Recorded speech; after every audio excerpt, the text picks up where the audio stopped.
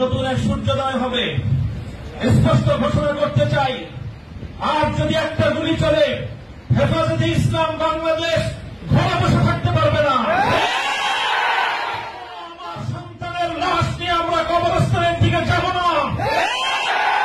পরবর্তী সন্তানের লাশ কাঁধে আমির হেফাজত ইনশাআল্লাহ রাজপথে যখন নামবেন, টেকনাফ থেকে তেঁতুলিয়া পর্যন্ত পাক ভাঙ্গা সেই গণজোয়ার রুখে দেওয়ার সাধ্য কারো হবে না।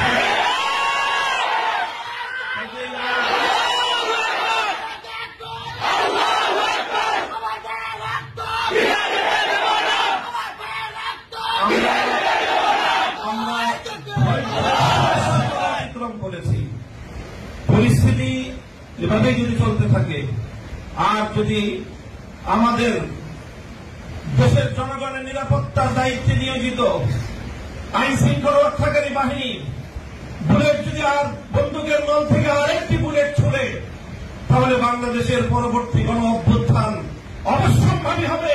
সে অভ্যুত্থান রুখে দিতে কেউ পারবে না। আমরা আল্লাহ পাক রব্বুল আলামিনের কাছে দোয়া করব, যারা বৈষম্যের বিরুদ্ধে জীবন দিয়েছে, অত্যাচারীর হাতে যাদের প্রাণ গিয়েছে, তারা নিঃসন্দেহে শাহাদাত বরণ করেছে।